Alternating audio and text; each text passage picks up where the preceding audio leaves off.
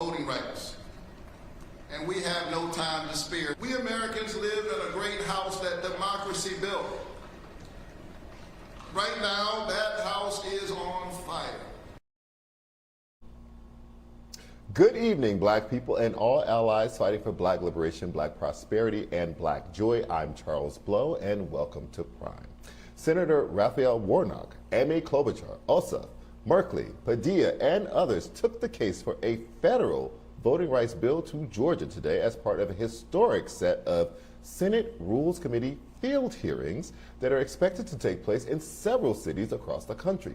Today's hearings, held in the National Center for Civil and Human Rights in Atlanta, feature state lawmakers and voters, and focus mainly on the voter suppression law signed by Georgia's Republican Governor Brian Kemp earlier this year. Here's what Senate Rules Committee Chairwoman Amy Klobuchar and Senator Warnock told Georgia voters. And we're here today in Atlanta to shine a spotlight on what has been happening in Georgia and in states around the country to undermine the freedom to vote. Over 400 bills have been introduced, 28 have passed and been signed into law, and in Exhibit A is the one right here in the state of Georgia. Sadly, what we're seeing in Georgia is an attempt to deny certain people the ability to have their voices heard in our democracy. As I've said time and time again, some people don't want some people to vote.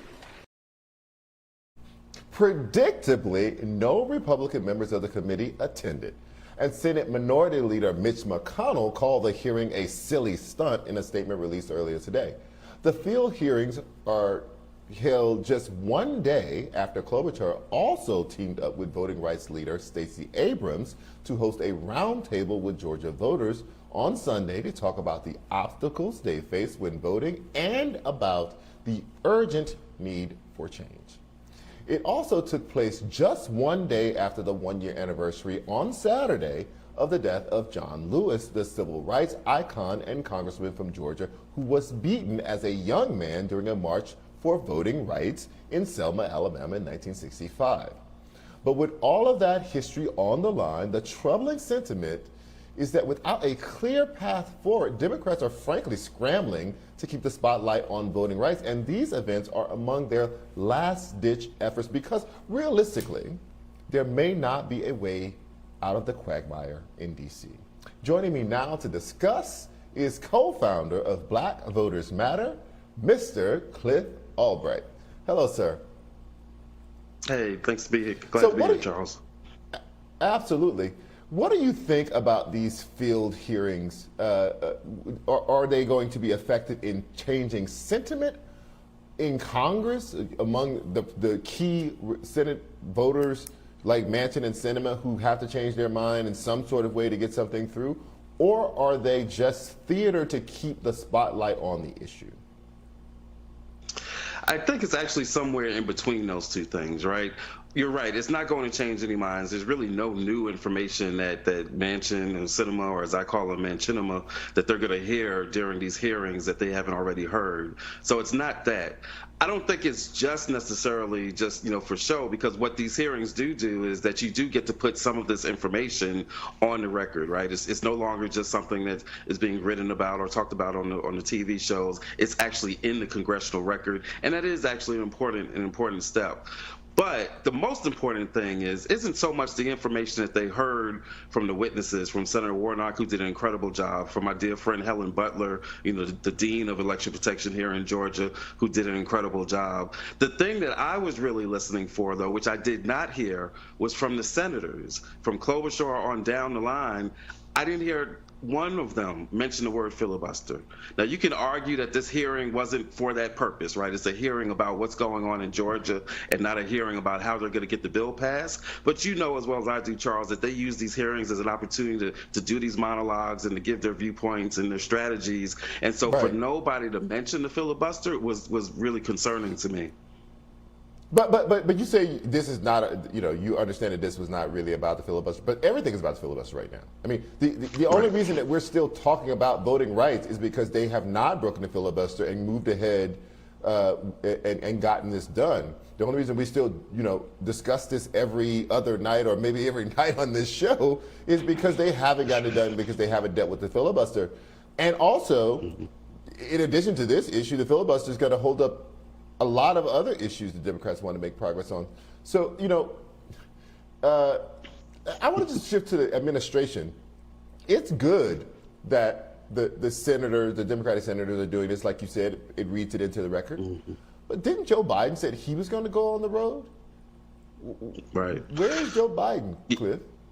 That's the question of the hour. Where is the person who last week gave a speech acting like this was the most critical threat since the Civil War? Where's that person, or more importantly, where's the solution that person is going to offer that matches the seriousness of the problem that he outlined? We haven't seen that, and at the end of the day, what we now know is that Joe Biden is more attached to the filibuster than he is to solving the problem of voting rights. His speech was strong, yes, but at the end of the day, if you are not committed to ending or modifying the filibuster, at least doing a voting rights carve out on the filibuster, then you're not really serious about passing voting rights. That's the bottom line. And although the Senate is a problem and Chinema is a problem, a couple of other members of the Senate, Democrats, are a problem. I believe that if the president were to fully lean in on this filibuster issue, where he could give a clear direction saying, hey, Joe, hey, Sinema, this is the filibuster reform I want to see. Do a carve out and get it done today. I believe that those senators would cave in and would ultimately give in and pass the voting rights. But he hasn't leaned in, and that's the biggest problem that we're facing right now. See, my thing is this, though. Even if it doesn't work, I need to see that you tried as hard as you can try. I mean, part of the real burn here is that black people scooped you up out of the ashes. There was no way you were going to be the Democratic nominee, and therefore no way you would ever be the president of the United States. And so black people put a lot on the line and went out and voted for you. But it seems to me that Biden is riding these relatively high poll numbers, and it's mostly because he stays in the middle of the road, doesn't do anything to really upset anybody.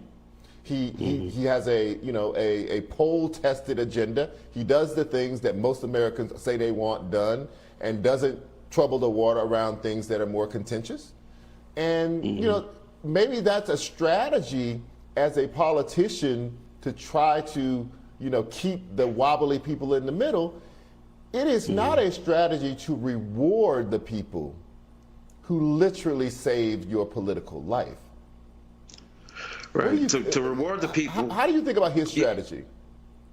Yeah, no, you're absolutely right. To reward the people, black folks literally looked at the Biden campaign back in February and said, can these bones have life? And black people blew life into the bones of the Biden campaign. In return, he said that we've always had his back and he'll always have ours. And yet in the moment when we need him most, in the moment when we need him to come out of his moderate framework, in the moment when we need him to value our rights more than he values the filibuster, he is failing epically. And so, no, he is not doing justice to the black voters that literally came out and risked our lives, not once but twice. Once to get him into office, and then secondly to create a Senate here in Georgia that would allow him to push his agenda. It reminds me, though, of, and you may recall, I'm old enough to remember back during the Democratic primary when they were having a debate and Kamala Harris raised the issue of busing. And people were uncomfortable talking about it because they felt that she was calling him a racist, right? But what she was raising was not so much what you thought about segregation, right? We know that Joe Biden was against segregation, but the problem was, just like today, he would say segregation was bad, segregation in schools was bad. I just don't believe in this legislative strategy of busing. I don't think that that's the answer, and I care more about that than I care about the issue of how to solve this segregation problem. That's literally where we are today, where he's saying voting rights is cherished and sacred, and it's the most important thing.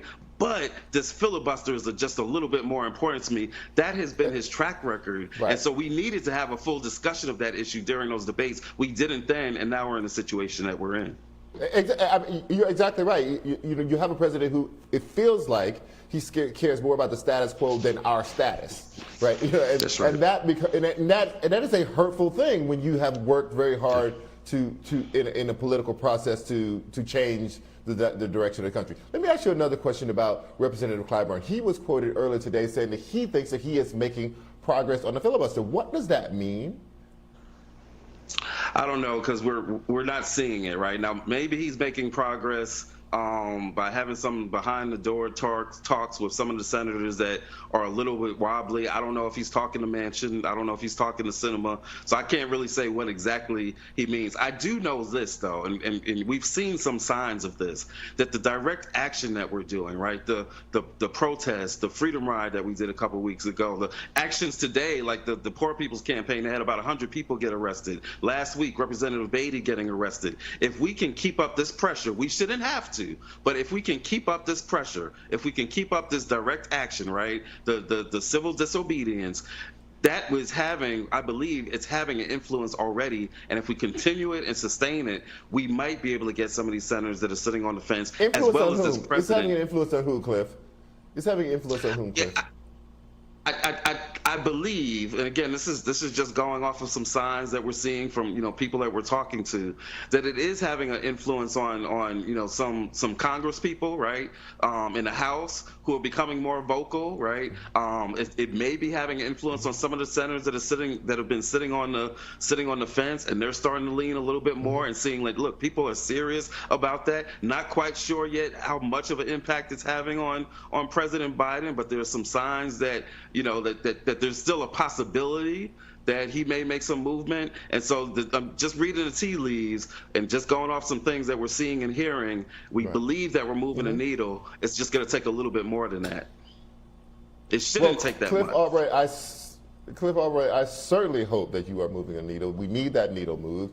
Thank you so much for your time, and we really want to praise the fact that you're sitting in front of that meticulously organized bookshelf, which is just extraordinary. Thank you so much for your time, sir. Thank you so much.